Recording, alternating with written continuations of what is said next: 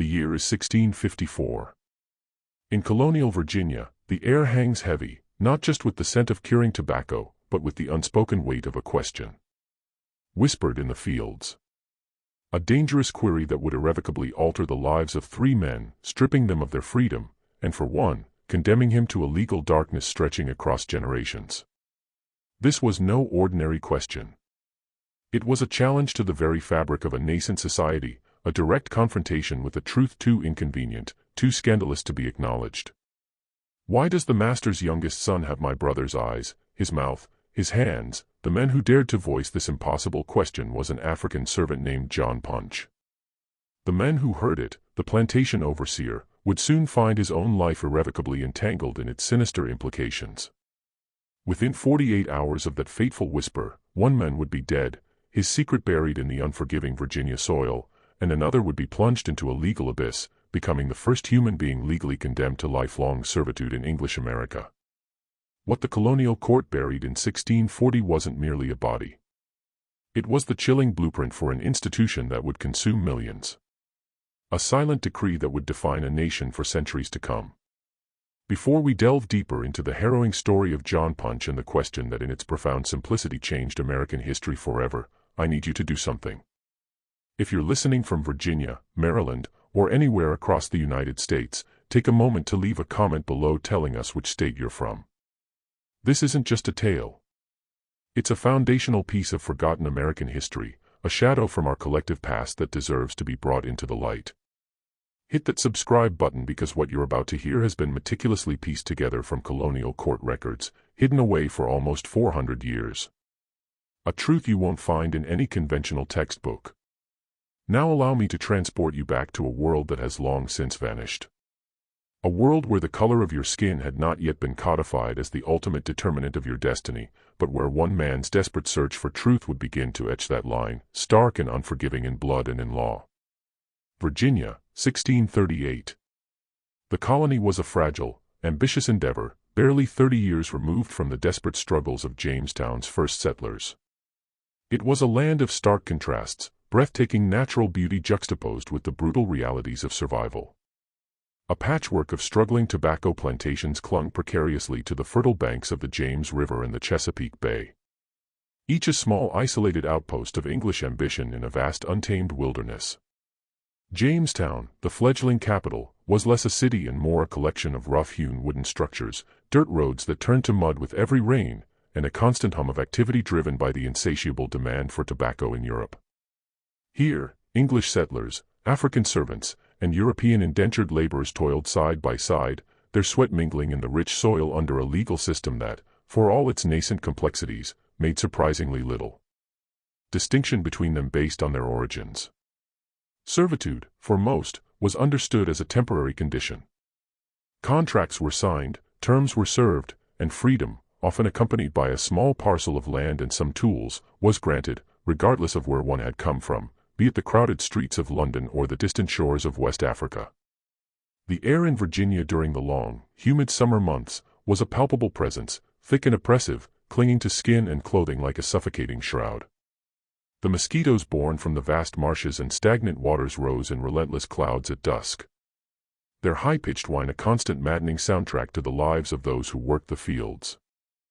The tobacco plants, the colony's lifeblood, grew tall and broad-leafed, their verdant expanse stretching towards the shimmering ribbon of the James River, where each autumn merchant ships with their towering masts and billowing sails would arrive, eager to carry the precious harvest back to the bustling markets of England.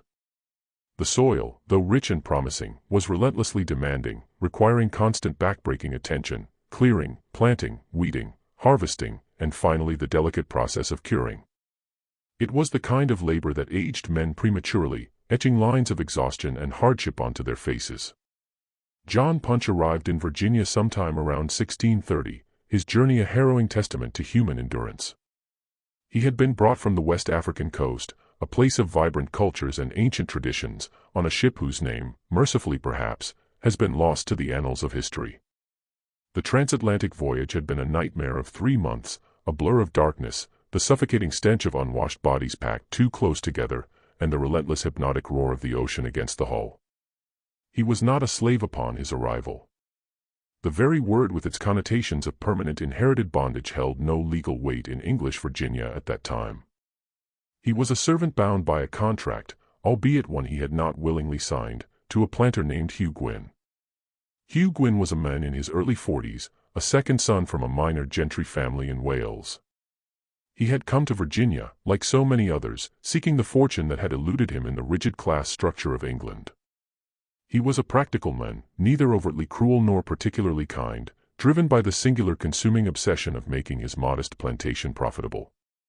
In a colony where tobacco prices fluctuated wildly, where fortunes could be amassed or lost in a single harvest, Gwyn's ambition was both his greatest strength and his most defining characteristic. He lived with his wife, Eleonora, a pale, quiet woman who rarely ventured beyond the confines of the main house, and their 3 children. 2 daughters had been sent back to England for their education, a common practice among the more affluent planters, and a son, Thomas, who had recently returned from abroad. Punch worked the fields alongside 2 other servants, men who, despite their vastly different origins, shared the common bond of indentured servitude. There was James Gregory, a Scotsman with a distinctive scar across his left cheek, a memento from a childhood accident. Gregory was a talker, a man who filled the silence of their shared cabin with boisterous stories of his homeland, tales of the Scottish Highlands, of clan feuds and ancient loyalties that had ultimately driven him across the vast ocean. He had signed his indenture contract in Glasgow, a desperate measure to escape a blood feud that would have undoubtedly cost him his life had he remained. He was 28, with fiery red hair that had begun to recede at the crown, and hands calloused from years of relentless labor. Gregory possessed a quick temper, but also a quicker, infectious laugh, and he had been the first to extend a hand of friendship to Punch when the African arrived at Gwyn's plantation. The other was Victor, a Dutchman whose surname, like so many of the forgotten, was never recorded.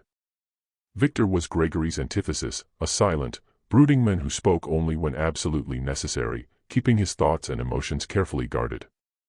He hailed from Amsterdam, a city of canals and commerce, and had come to Virginia as part of a failed colonization effort by the Dutch West India Company. When the venture collapsed, Victor, burdened by debt, had sold himself into servitude to settle his accounts. He was 32, tall and lean, with pale blue eyes that seemed to observe everything while revealing nothing of his inner world. Victor had a peculiar habit of carving small wooden figures in the evenings, his knife moving with practiced precision, shaping animals and faces from scraps of wood, a silent testament to a hidden artistry. Punch in his mid-20s was lean and powerfully built, his quiet demeanor masking a sharp intelligence that made him invaluable to Gwyn. He possessed an innate understanding of the land, able to read the subtle shifts in the weather, predict the optimal time for the tobacco harvest, and mend broken tools with an almost intuitive skill. He had learned English remarkably quickly, absorbing the language from the other servants and the curt commands of the overseers in the fields. He was a man who kept to himself, yet commanded a quiet respect from his fellow laborers. Gregory, with his characteristic insight, once remarked that Punch had a way of seeing things others missed. Victor, ever laconic, simply called him the Watcher. The Gwyn plantation, though modest by the standards of the wealthier planters, was a self-contained world. 40 acres of cleared land, the main house built of wood and brick, the 2 servant cabins, and the essential tobacco barn where the harvested leaves underwent their transformative cure. Behind the main house, a vegetable garden, meticulously tended by Eleanor Gwyn and an elderly servant woman named Bess, provided sustenance. A small orchard of apple trees, planted when the plantation was first established, offered shade and fruit. The James River, wide and slow-moving, a ribbon of brown water reflecting the vast Virginia sky, was visible from the fields, a constant reminder of the distant world beyond their isolated existence, a world connected by the ships that plied its waters. But beneath the veneer of daily toil and the rhythm of the seasons, something else festered on that plantation, a subtle, insidious unease that gnawed at John Punch every waking moment. Hugh Gwyn's youngest son, a boy of about 12 named Thomas, had recently returned from England, where he had been sent to live with relatives. The boy was undeniably English in his pallor, with light brown hair and a narrow aristocratic face. Yet his eyes, his mouth, the very shape of his hands, they were unmistakable. They belonged to someone else. Punch had a brother. His name was Kofi, and he had been taken from the same village in West Africa, torn from their family by the brutal efficiency of slave traders. They had been separated on the coast, sold to different ships, and brought to Virginia 2 years before Punch. After his own arrival, Punch had spent agonizing months searching for news of Kofi, asking every African servant he encountered if they had seen a man with his brother's distinctive face, his resonant voice, his particular way of moving. He found him in the spring of 1636. Kofi had been working on a neighboring plantation owned by a man named William Evans. Evans was a formidable figure in the colony, a wealthy planter who served in the colonial assembly, a man of considerable influence who owned over 200 acres of prime tobacco land.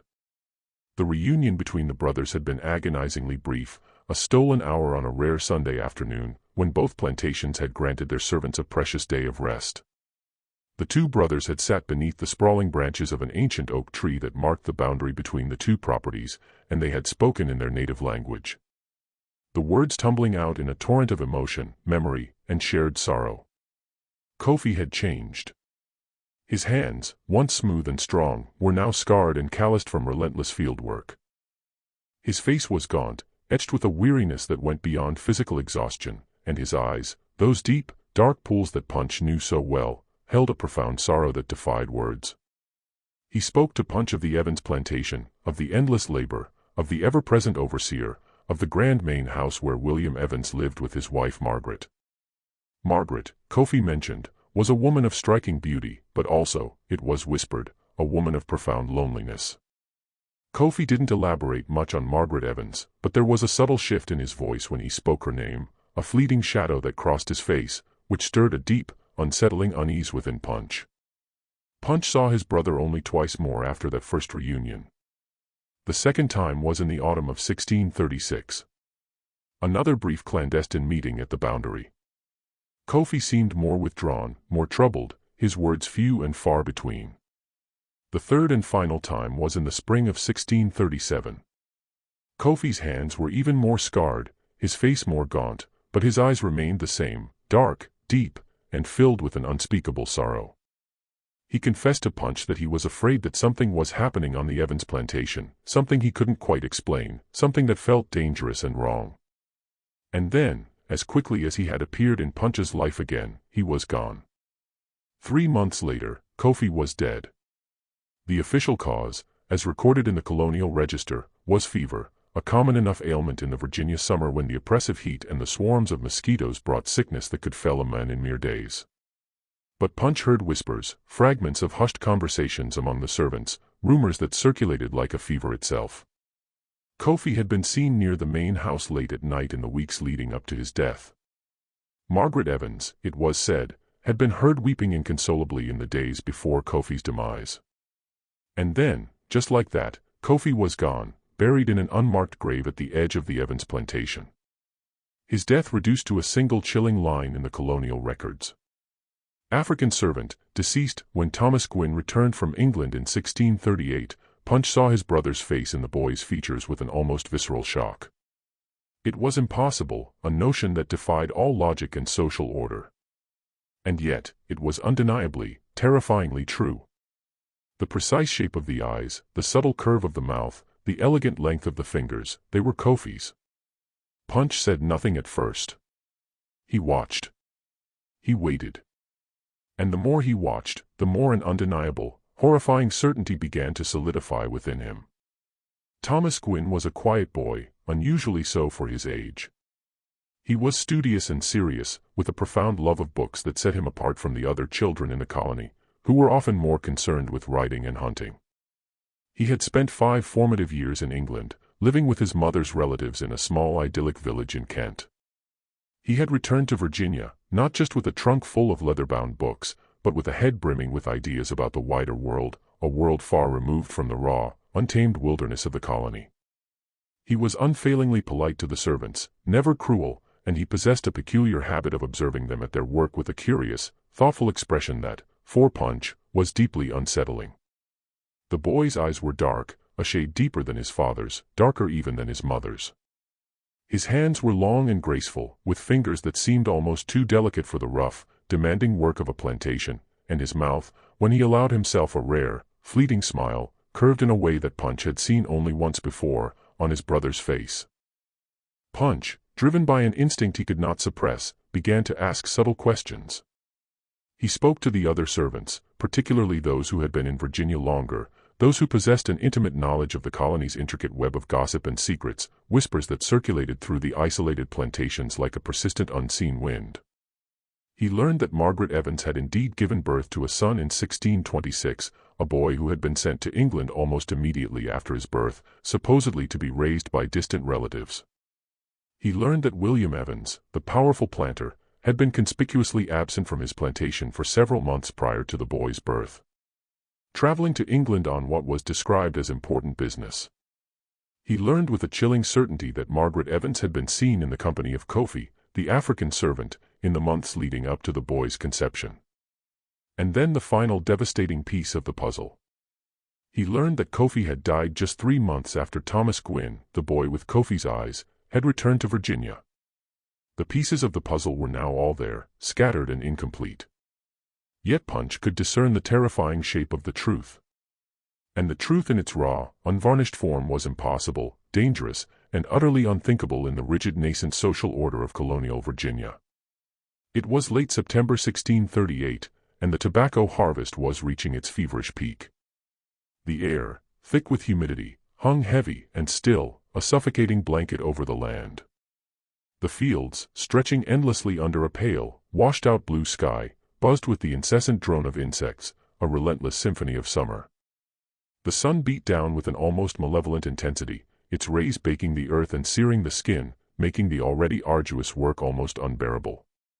Punch, Gregory, and Victor toiled side by side, their movements synchronized by years of shared labor, cutting the broad, sticky tobacco leaves and carefully hanging them in the cavernous barn to cure. The leaves were heavy, coated with a viscous sap that stained their hands a deep brown, and soaked their rough clothing with sweat. The air was pungent with the sweet, earthy aroma of the drying tobacco, a smell that permeated everything, clinging to their skin and hair. The overseer, Robert Sweet, watched them from the meager shade of a lone, gnarled oak tree at the edge of the field. Sweet was a man forged in the crucible of colonial hardship, thin and wiry. His face like weathered leather, his eyes perpetually narrowed against the sun. His voice, when he chose to use it, was a sharp cutting instrument that could slice through the din of the fields.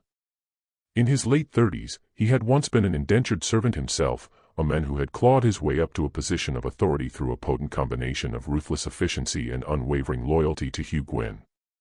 He carried a stout stick, not typically for beating. Gwynn, for all his pragmatism, did not condone overt brutality, but for pointing, for emphasis, for asserting his absolute control. He wore a wide-brimmed hat, its felt stained with sweat, to shield his face from the relentless sun, and his eyes, perpetually scanning, were always moving, always watching, always calculating. Sweet had cultivated a formidable reputation throughout the colony. He was known as a man who delivered results, who could extract more labor from servants than any other overseer, who possessed an uncanny ability to sniff out trouble before it could fully materialize. He was also whispered to be a keeper of secrets, a man who knew things about the planters and their families, intimate details that, if revealed, could shatter reputations and utterly destroy lives. Sweet was not a man to be crossed, and every soul on the Gwynn plantation understood this unspoken truth implicitly. Punch had maintained a profound silence all morning, his thoughts a tumultuous storm beneath his calm exterior, but the question, a dangerous burning ember, had been smoldering within him for months, threatening to consume him. It was the kind of question that could earn a man a brutal whipping or far, far worse. But he could no longer contain its explosive power. The sight of Thomas Gwynn earlier that morning strolling through the fields, his dark eyes observing the servants at their toil, his long, delicate fingers idly turning the pages of a book, had been the final unbearable catalyst. Punch had seen his brother Kofi in every subtle line of the boy's face, in every unconscious gesture, and the crushing weight of the secret, the impossible truth, had become an unbearable burden. As Sweet, his shadow, long and distorted in the late afternoon sun, walked past him, Punch straightened his aching back, wiped the sweat from his brow with the back of his hand, and spoke. His voice, though low, was steady, imbued with a quiet, desperate resolve. "Mr. Sweet," he said, the words cutting through the drone of the insects. "I need to ask you something." Sweet stopped abruptly, turning slowly, his eyes narrowing with immediate suspicion. The other servants nearby, Gregory and Victor, their movements momentarily frozen, and two others, a young Englishman named Peter, and an older African named Samuel, all ceased their work, their gazes fixed on Punch. The air seemed to grow impossibly heavier, the buzzing of the insects suddenly amplified, a deafening roar in the sudden silence. "What is it, Punch?" Sweet's voice was flat, devoid of any discernible emotion. "A dangerous calm." Punch hesitated for a fraction of a second. Then, with a surge of courage born of desperation, he uttered the words that would shatter his world. "The boy, young Master Thomas, why does he look exactly like my brother?" The words hung in the oppressive air like a noxious smoke, thick and suffocating. Gregory's eyes widened in disbelief and terror, and he instinctively took a step back, as if to distance himself from the impending catastrophe. Victor's hand, gripping the sharp tobacco knife, tightened until his knuckles were white. Peter and Samuel exchanged quick, fearful glances, their faces paling visibly. Sweet's face, initially pale with shock, rapidly flushed a deep, angry red. He took a menacing step towards Punch. His stout stick, usually a tool of direction, now raised slightly, a silent threat. "What did you say?" Sweet's voice was barely a whisper. Yet it carried an immense chilling power. Punch, despite the tremor that now ran through his body, did not back down. His gaze met Sweet's, unwavering. "My brother Kofi, he worked for Mr. Evans. He died last year. The boy has his face, his hands, his eyes. I need to know why." Sweet's jaw clenched, a muscle twitching violently in his cheek. He darted a quick glance around the field as if desperately checking to see who else might have overheard the incendiary words. The other servants, though pretending to resume their work, were clearly listening, their faces a tense mixture of fear and morbid curiosity. Sweet then leaned in close to Punch, his voice a venomous hiss barely audible above the insects. "You don't ask questions like that, Punch. You don't even think them. You understand me, I just want to know," Punch began, his voice cracking slightly. "You want to know?" Sweet's voice suddenly rose, shattering the fragile calm, and the other servants flinched, recoiling from the sudden outburst. "You want to know why a white boy looks like your dead brother? You think that's a question you get to ask?" His eyes, usually cold and calculating, now blazed with a dangerous fury.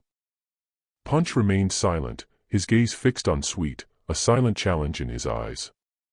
Sweet's hand, gripping the stick, was visibly shaking. He spun on his heel and strode purposefully towards the main house, his gait quick and angry, leaving a palpable tension in his wake. Gregory, his face etched with fear, immediately grabbed Punch's arm, his grip surprisingly strong. "What have you done?" Gregory whispered, his voice urgent, laced with desperation.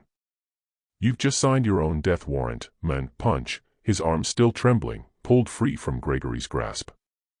"I had to know," he murmured, his voice hollow. Victor, ever the pragmatist, shook his head slowly, his pale blue eyes filled with a grim understanding. "Knowing will kill you, Punch." Peter, the young Englishman, his face ashen, spoke up, his voice barely above a whisper. "He's right, Punch. Sweet's going to tell Gwyn, and Gwyn's going to..." He stopped abruptly, unable to articulate the terrifying possibilities that hung in the air. Samuel, the older African, his face a mask of weary resignation, placed a comforting yet heavy hand on Punch's shoulder. "You should run," he said quietly, his voice raspy with age and experience, "tonight before they come for you." But Punch, consumed by a strange mixture of defiance and despair, did not run. He returned to his work, mechanically cutting the tobacco leaves and hanging them in the barn. His mind a whirlwind of racing thoughts. He had asked the question, and now there was no turning back, no way to unask it. Whatever terrifying consequences awaited him, he had spoken his truth, however dangerous, and the truth he knew would demand its price. What Punch, in his desperate search for answers, couldn't possibly have known. What he couldn't have even conceived was that his single audacious question had just ignited a chain of events, a slow-burning fuse that would ultimately rewrite the very laws of an entire continent. Because Robert Sweet, the overseer, did not in fact go directly to Hugh Gwyn that afternoon. He went to someone else, someone far more powerful, far more dangerous. That night, Under the cold, indifferent gaze of a near-full moon, Robert Sweet rode with a desperate urgency to the plantation of William Evans, the man who had once owned Kofi. The journey, a grueling 2 hours along the rough, unpaved dirt road that tenuously connected the isolated plantations along the winding James River, was a blur of pounding hooves and racing thoughts. The moonlight, stark and unforgiving, cast long, distorted shadows over the dense forests and sprawling fields, transforming the familiar landscape into something eerie and alien. The air, cooler now, was filled with the rhythmic chirping of crickets and the distant mournful howl of a wolf, sounds that only amplified Sweet's gnawing anxiety. He spurred his horse onward, its hooves pounding a frantic rhythm against the packed earth, his mind a tumultuous storm of implications of the catastrophic potential unleashed by Punch's audacious question. William Evans was not merely a planter.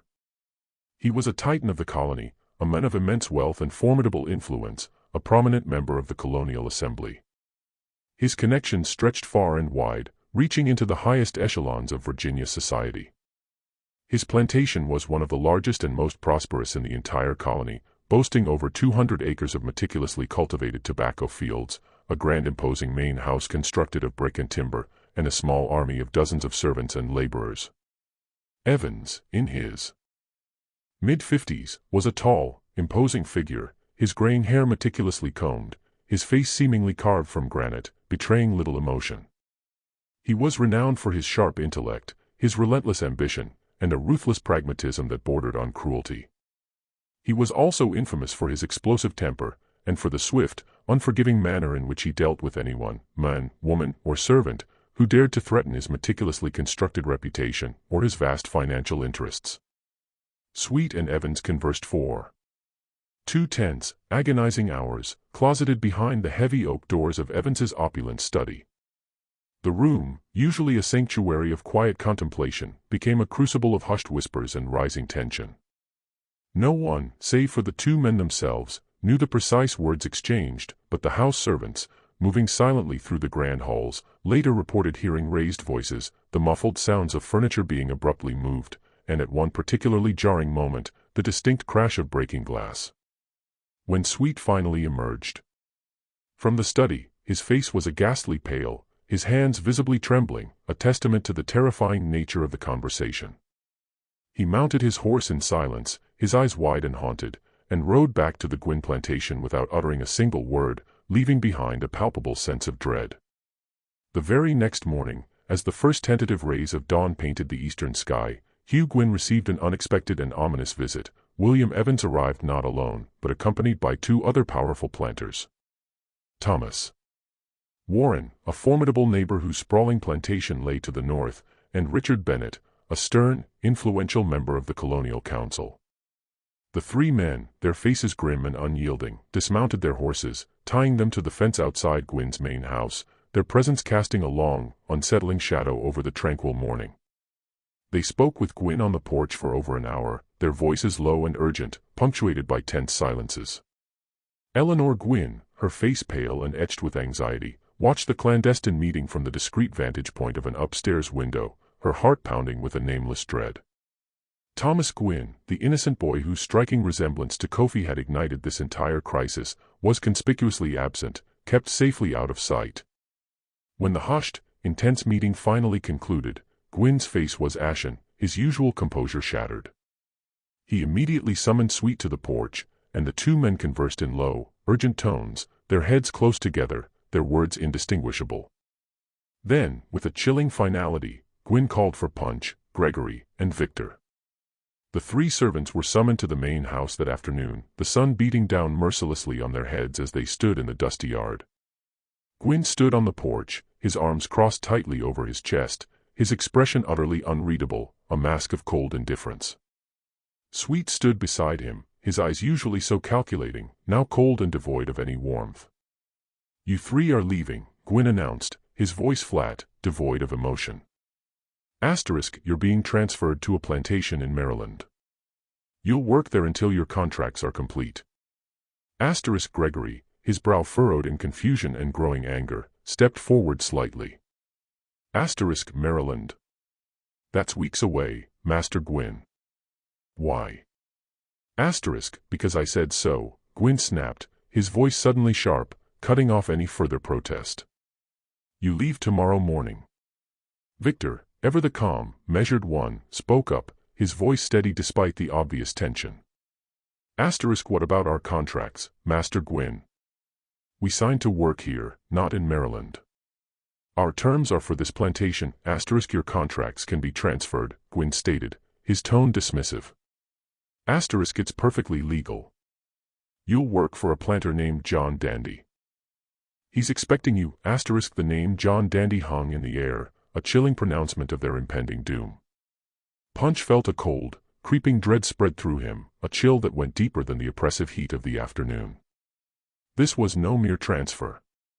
This was exile, a calculated, deliberate banishment, and he knew with a sickening certainty that it was all because of his question, his dangerous, truth-seeking question. That night, the three men huddled together in their cramped, dimly lit cabin, the single flickering candle casting dancing, distorted shadows on the rough-hewn walls. Gregory paced back and forth like a caged animal, his face flushed with a mixture of anger and desperate fear. Victor sat on his bunk, his knife moving with practiced, almost meditative precision as he carved a piece of wood, his expression thoughtful, his pale blue eyes distant. Punch sat on the dirt floor, his back pressed against the cold, unforgiving wall, his mind a frantic whirlwind of racing thoughts, desperately searching for a way out. "We can't go to Maryland," Gregory declared, his voice tight with desperation. "We'll never come back. They're sending us away to shut us up, to bury whatever Punch knows." "They're sending Punch away," Victor corrected, his voice low and grim. "We're just collateral, Gregory. Unfortunate witnesses." Gregory stopped his frantic pacing and turned to Punch, his eyes wide with a desperate plea for understanding. "What did you see, Punch? What made you ask that question? What is so terrible that they would send us all away?" Punch, his voice barely a whisper, recounted the impossible truth. He told them about Kofi, his beloved brother, and the undeniable haunting resemblance between Kofi and young Thomas Gwyn. He spoke of the whispers he had painstakingly gathered, the fragments of gossip that had coalesced into a terrifying narrative. He told them about Margaret Evans, the beautiful lonely wife of the powerful planter, and the hushed rumors of her forbidden relationship with Kofi. He spoke of Kofi's sudden suspicious death, officially attributed to fever, but whispered to be something far more sinister. And then, with a chilling clarity, he laid bare the truth he had painstakingly pieced together, that Thomas Gwyn was not Hugh Gwyn's son, but Kofi's, a secret born of a forbidden union, a secret that threatened to unravel the very foundations of colonial society. Gregory stared at him, his mouth agape, his face a mask of utter disbelief and dawning horror. Victor, his carving knife momentarily forgotten, looked up, his pale blue eyes wide with shock. "Jesus Christ," Gregory whispered, the blasphemy escaping his lips almost unconsciously. "You're saying the boy is half African? That he's Kofi's son?" "I'm saying the boy is my brother's son," Punch affirmed quietly, his voice heavy with the weight of the truth. Victor slowly shook his head, his gaze distant. "If that's true, Punch, and if anyone ever finds out, it will destroy the Gwyn family and the Evans family and probably half the powerful planters in Virginia. It would be a scandal that would shake the colony to its very core. That's why they're sending us away," Gregory concluded, his voice filled with a grim certainty. "They're going to bury this secret, and they're going to bury us with it far away in Maryland where no one will ever hear us." Punch looked at the two men, his eyes filled with a desperate resolve. "We have to run," he stated, his voice firm. "Tonight before they can take us." Gregory, after a moment of stunned silence, nodded decisively. "Tonight." Victor, after a long, thoughtful pause, his gaze fixed on the flickering candle flame, finally nodded as well. "Tonight," he echoed, his voice a low, determined rumble. They vanished into the pre-dawn darkness, taking nothing but the worn clothes on their backs and a small meager sack of cornmeal. Their only provisions against the vast unforgiving wilderness. They headed north, their desperate hope fixed on the distant, elusive promise of Maryland, a land they believed might offer them a chance at freedom, a chance to disappear into the burgeoning population of free laborers. Their plan was simple, born of desperation: reach Maryland, find work, and melt away into anonymity. But they were not alone in the vast, silent wilderness. Robert Sweet, the ever-vigilant overseer, had anticipated their desperate flight. He had sent word ahead, his warnings carried by swift riders, and by the time Punch, Gregory, and Victor, exhausted and terrified, reached the ill-defined border that separated Virginia from Maryland, a formidable group of armed planters, their faces grim and determined, was waiting for them. The capture was swift, brutal, and utterly devoid of mercy. The three desperate men, their bodies aching from days of relentless travel through the unforgiving wilderness, were suddenly surrounded. 6 armed planters, mounted on powerful horses, emerged from the dense undergrowth, their muskets glinting ominously in the pale morning light, their faces hard and unyielding. There was no chance to run, no opportunity to fight. The odds were overwhelmingly against them. Their desperate bid for freedom extinguished in an instant. Punch, Gregory, and Victor were roughly bound with thick ropes, their hands tied painfully behind their backs, their hopes crushed. They were then forced to march back to Virginia on foot. A humiliating, agonizing journey that stretched over 3 brutal days. They were given precious little food, barely enough to sustain them, and even less water, their throats parched, their bodies pushed to the brink of collapse. By the time they finally reached Jamestown, the colonial capital, they were utterly exhausted, their skin raw and blistered from the relentless sun, their clothes filthy and torn, their spirits broken, and their hearts filled with a profound, chilling terror. The colonial court convened on July 9, 1640, a date that would forever be etched in the grim annals of American history.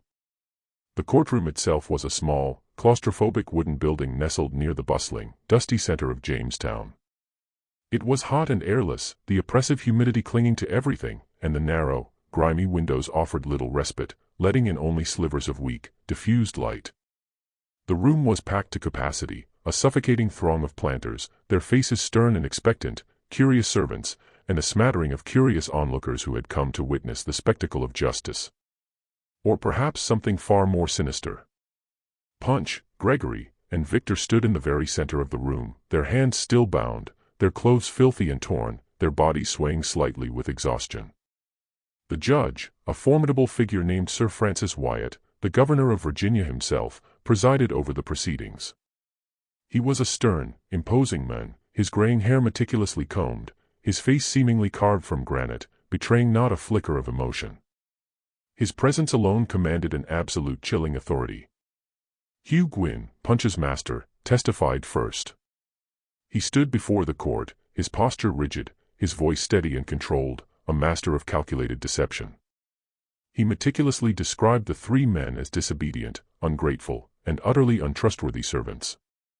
He recounted their flight, painting them as rebellious and defiant, and he demanded with a chilling lack of remorse that their terms of servitude be extended as a just and fitting punishment for their transgression. The court listened in a profound, unsettling silence. The only sound, the rhythmic scratching of the clerk's quill as he meticulously recorded every damning word of the testimony. Then Robert Sweet, the overseer, took the stand. He walked to the front of the courtroom with a deliberate measured pace, his face a mask of carefully constructed impassivity. He placed his hand on the worn leather of the Bible, his oath a chilling formality. His testimony, delivered with a deceptive calm, was careful, precise, and utterly devastating in its implications. The African, John Punch, Sweet began, his voice clear and steady, resonating through the hushed courtroom, asked me a question. A question about my master's son. A question that suggested impropriety, the word impropriety hung in the air, heavy with unspoken accusations, a thinly veiled euphemism for something far more scandalous. A collective murmur rippled through the courtroom, a wave of hushed whispers and shocked gasps. Governor Wyatt, his eyes narrowing to slits, leaned forward, his gaze fixed intently on Sweet. What kind of question? He demanded, his voice low and dangerous.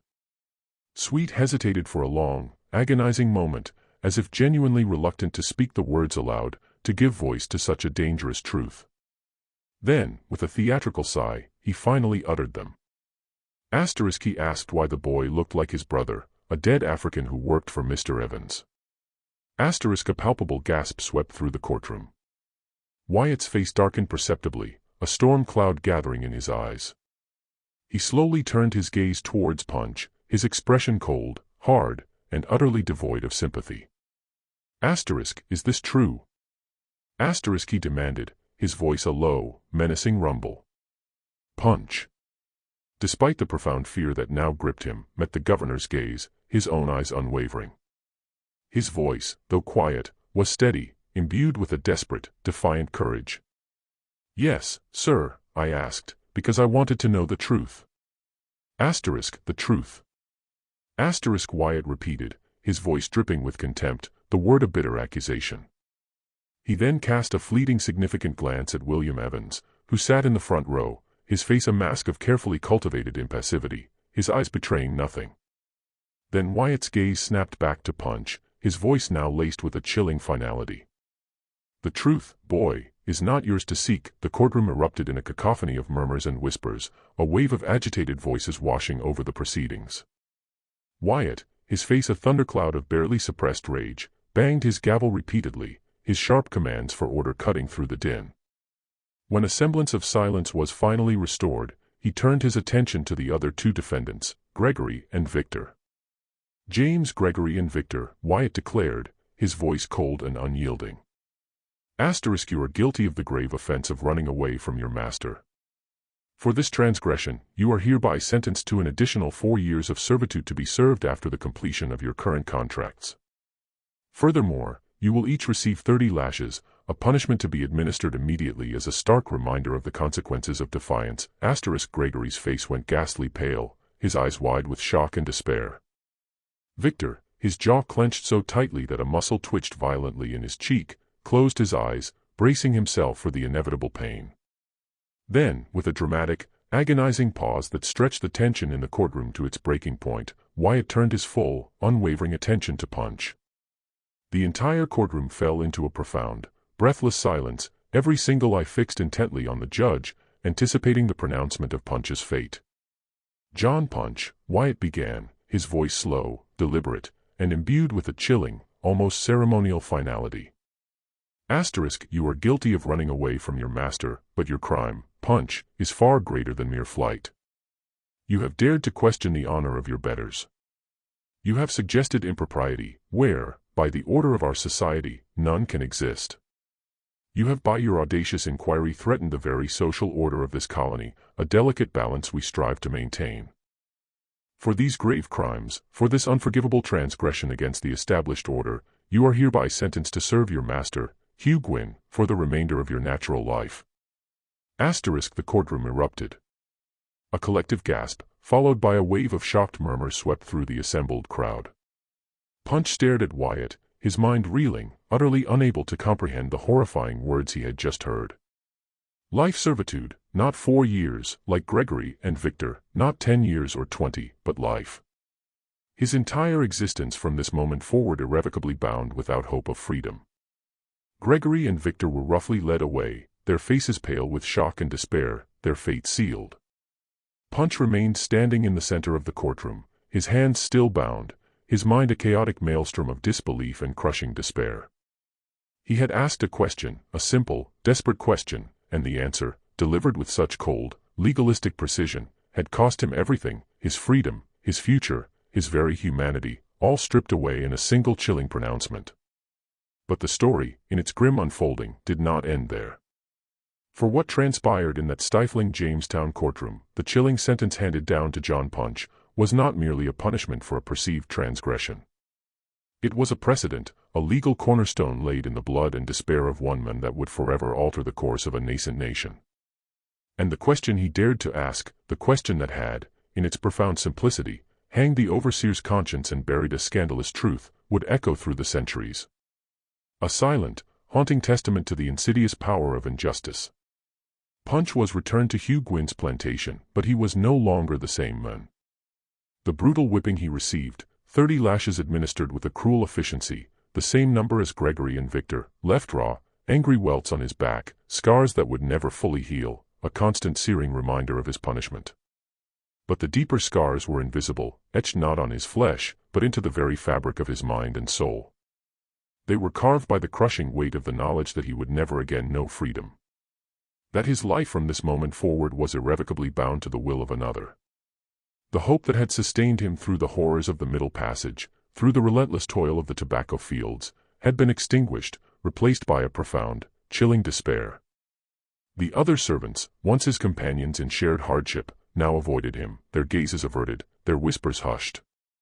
They feared him, not for any malice he possessed, but for the terrifying precedent his fate represented. They saw in Punch's perpetual bondage a chilling glimpse of their own potential future. A future where the color of one's skin rather than the terms of a contract could determine one's destiny. Gregory and Victor, after enduring their own brutal whippings, were summarily sent to work on a different, more remote part of the plantation, a deliberate act of separation. And Punch rarely saw them again. Their camaraderie a distant painful memory.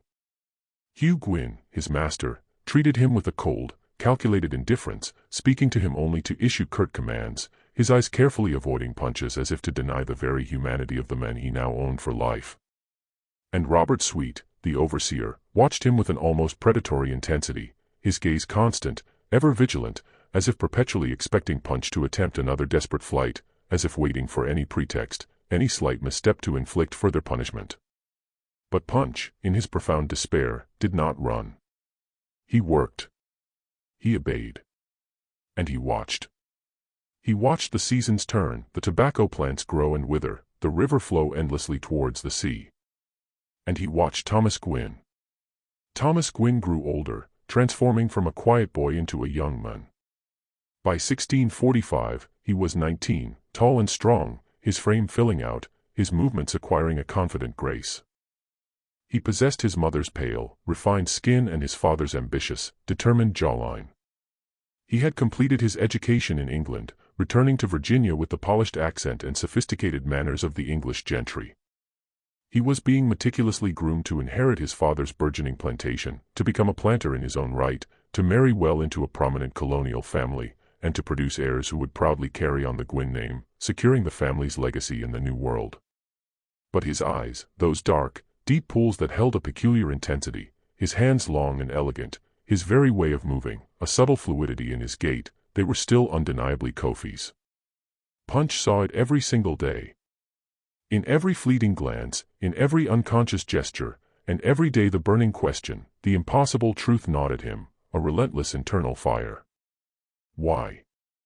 Why did this young man, this scion of a prominent English family, carry the unmistakable features of his deceased African brother? And why, in the cruel calculus of colonial justice, had that question cost Punch his freedom, his very life? The answer, in its horrifying entirety, came to Punch in fragments, pieced together over years of silent observation and hushed whispers. It came from the older servants, those who had been at the Evans plantation, those who remembered the past with a clarity born of fear and resentment. It came from snippets of overheard conversations between planters, their voices lowered, their words carefully chosen, yet revealing enough for Punch's keen, watchful mind to connect the dots. The truth, like a grotesque mosaic, slowly, painfully, began to form. Each piece a chilling revelation. Margaret Evans, the beautiful, lonely wife of the powerful William Evans, had indeed been profoundly isolated. Her husband, a man consumed by his work, by his relentless ambition, by his singular desire to forge an empire in the untamed Virginia wilderness, was perpetually absent.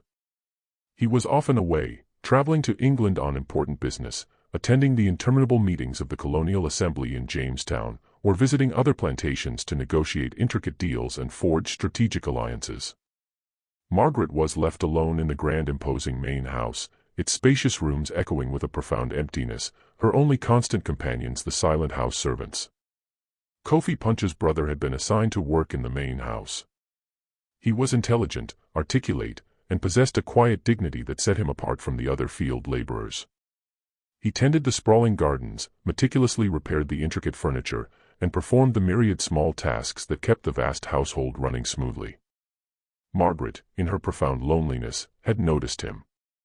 Over time, their interactions, initially formal and distant, had deepened, evolving into something far more intimate, far more dangerous. Their relationship, born of isolation and a desperate human connection, had been brief, intensely secret, and fraught with immense peril, a union that brazenly violated every rigid social norm of the colony. A transgression that threatened to utterly destroy both their lives and the lives of those around them, if it were ever discovered.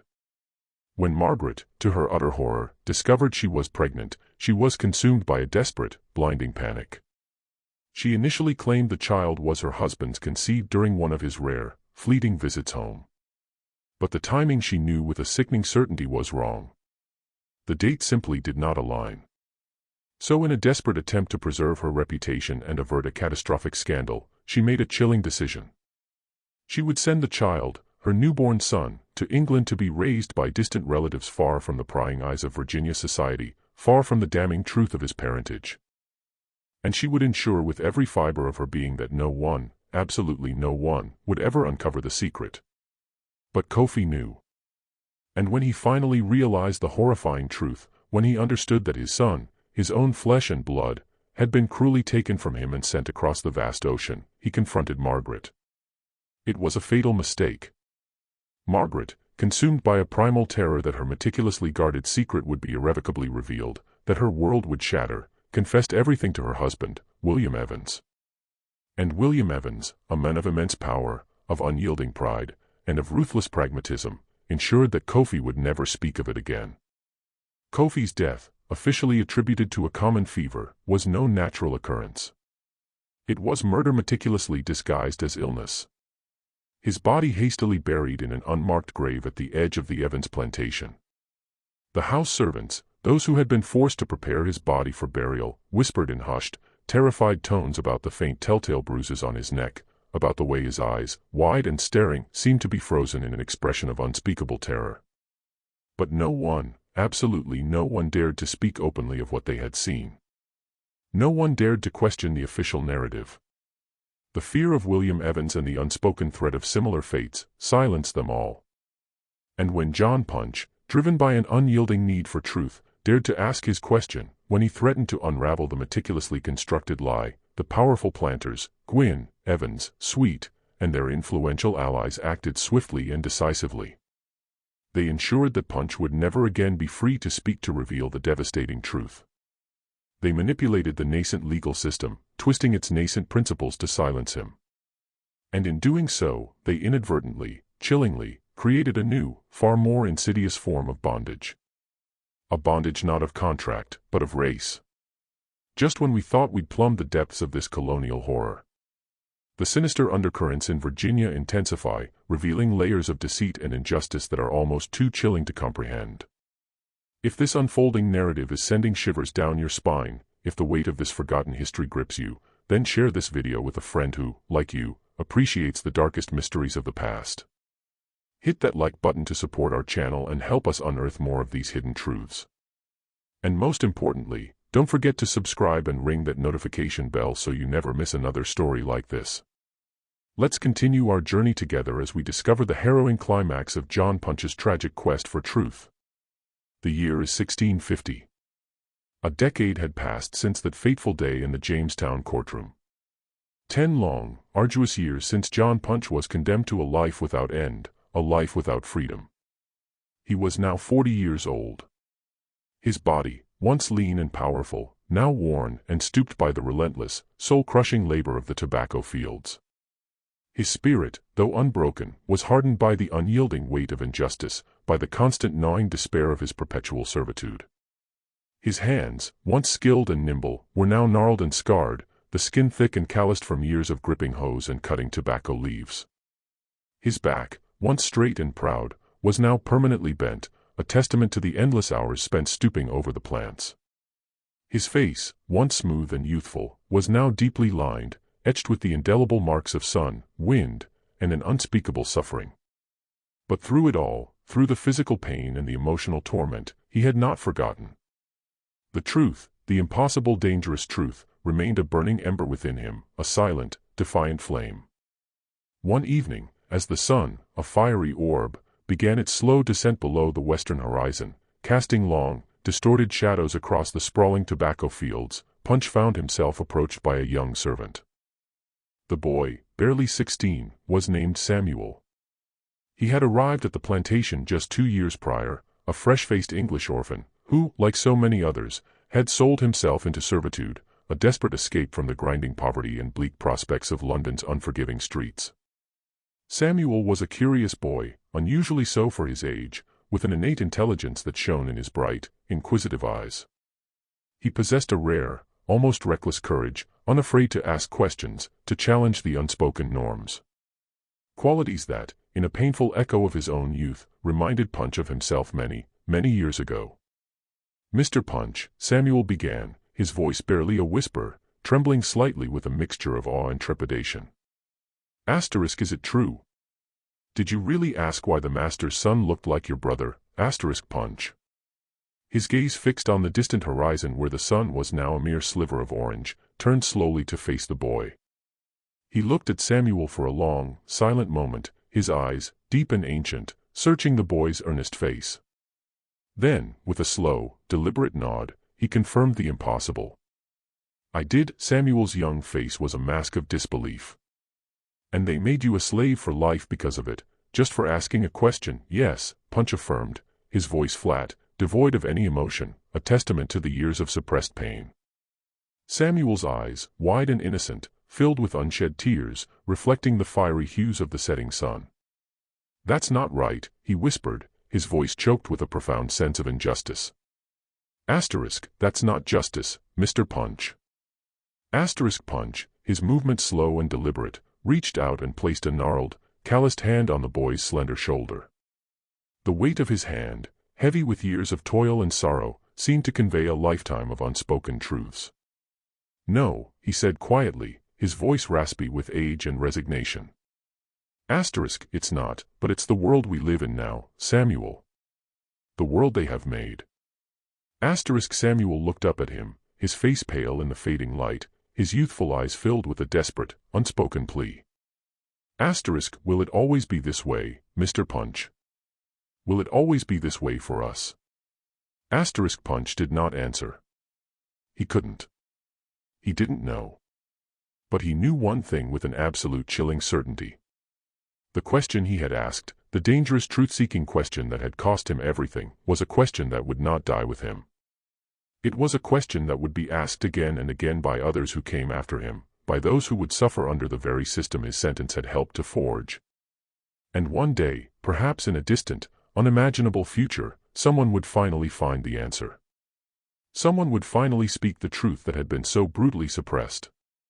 That night, as the last vestiges of twilight faded and the vast star-studded canvas of the colonial sky unfolded above him, Punch lay on his rough straw pallet in the cramped, silent cabin.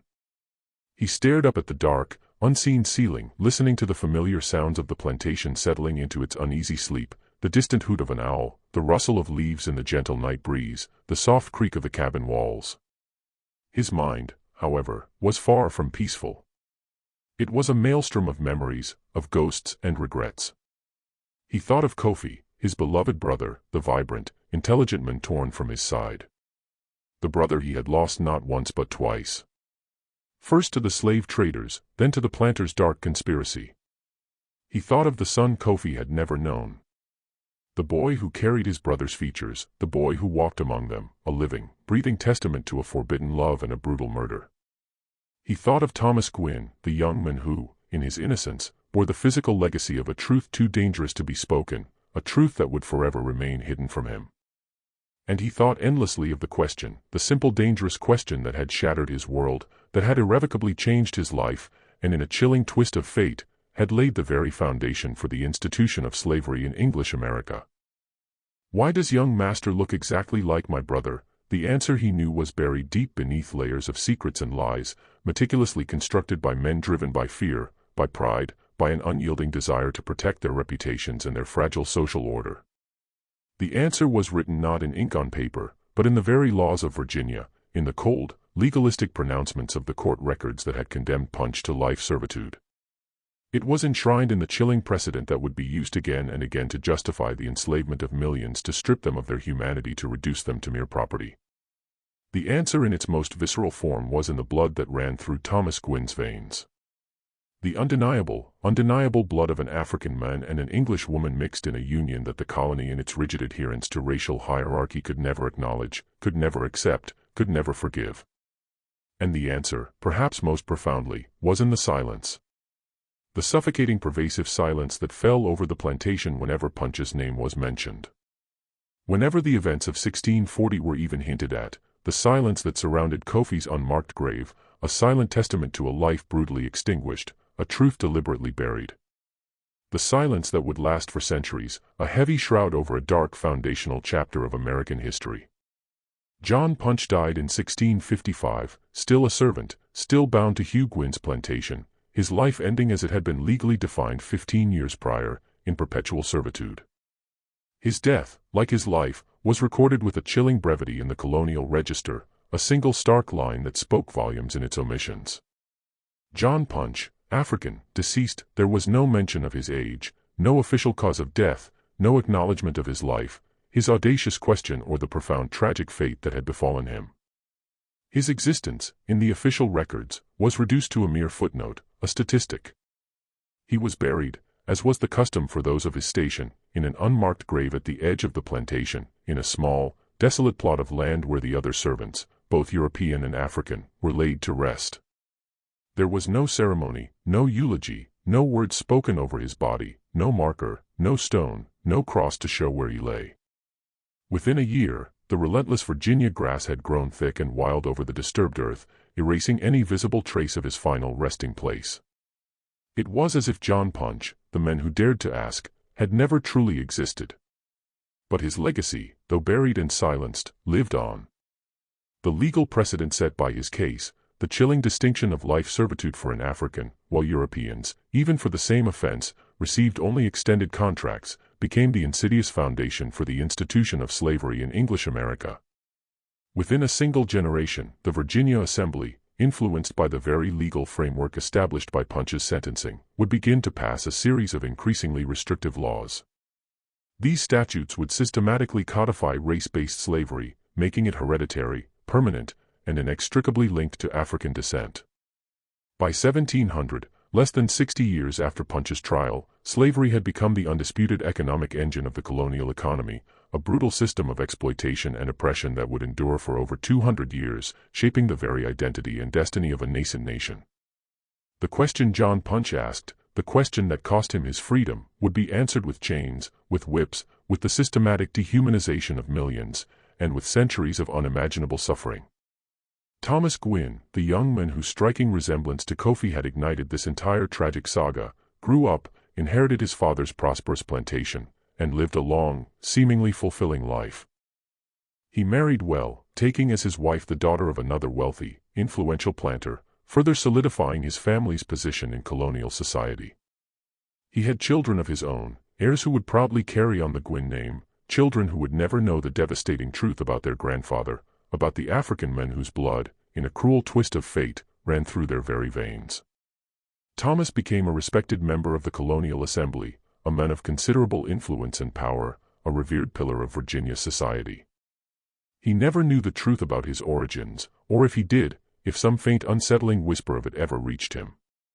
He never spoke of it. The secret, like a venomous serpent, died with him, buried as deeply and as irrevocably as John Punch's unmarked grave. Robert Sweet, the overseer whose testimony had sealed Punch's fate, disappeared from the colonial records sometime around 1652. His ultimate fate remains shrouded in mystery. Some whispered that he drank himself to an early grave, haunted by the dangerous question Punch had asked, by the chilling knowledge of what he had done, of the role he had played in forging a new kind of bondage. Others speculated that he simply left Virginia, unable to live with the crushing weight of his conscience, unable to face the men he had helped to condemn. His disappearance, like so many other uncomfortable truths of the era, was simply absorbed into the vast, silent landscape of colonial life. Hugh Gwyn, Punch's master, continued to prosper. His plantation grew, his wealth increased exponentially, and he became, by all accounts, one of the most successful and respected planters in Virginia. He never spoke of John Punch, never mentioned the infamous trial, never acknowledged the pivotal, chilling role he had played in creating the legal precedent that would define American slavery. When he died in 1663, he was buried with full honors in the churchyard in Jamestown, his grave marked with an imposing stone that lauded his significant contributions to the burgeoning colony. Eleanor Gwyn, Hugh's wife, lived until 1670. She spent her final years largely confined to the grand main house, rarely venturing outside, her health slowly declining, perhaps under the immense unspoken weight of the secrets she carried. She never spoke of Margaret Evans, never mentioned Kofi, never acknowledged the devastating truth that as a woman living within the confines of that house, she must have known or at least suspected. When she finally passed, she was buried beside her husband, and the secrets, like the dust of ages, died with her. William Evans, the powerful planter who had owned Kofi, continued to serve in the Colonial Assembly until his death in 1659. He remained a formidable, influential figure, a man who actively shaped the laws and policies of Virginia, a man whose word carried immense weight. He never spoke of Kofi, never mentioned the African servant who had worked in his house, never acknowledged the forbidden relationship between his wife and the men he had murdered. His reputation remained meticulously intact. His legacy as a respected powerful planter utterly secure. And the question itself, why does young master look exactly like my brother, was buried deep within the colonial archives, a forgotten whisper in dusty court records, lost to the collective memory for centuries. It remained there, a silent, haunting testament to a truth too dangerous to be spoken, until diligent historians poring over faded documents painstakingly uncovered the court records and meticulously pieced together the harrowing story of the men who dared to ask it. In 1640, the Virginia court, in its chilling wisdom, sentenced John Punch to life servitude, thereby creating the first legal precedent for race-based slavery in English America. Within 2 decades, the Virginia Assembly, building upon this insidious foundation, would pass a series of laws that systematically codified slavery, making it hereditary and permanent for all people of African descent. By the turn of the 18th century, slavery had become the undisputed bedrock of the colonial economy, a brutal system of exploitation and oppression that would endure for over 200 years, leaving an indelible, painful scar on the soul of a nation. The question John Punch asked in his desperate search for truth was never answered in his lifetime, but it echoed a silent, persistent lament through the centuries. It was asked again and again by the millions of people who were enslaved, who were denied their fundamental freedom, who were treated as mere property rather than as human beings. It was asked by the courageous abolitionists who fought tirelessly to dismantle the monstrous institution of slavery, by the soldiers who shed their blood in the brutal crucible of the Civil War, by the civil rights activists who marched and struggled for equality. And in a profound sense, it is still being asked today.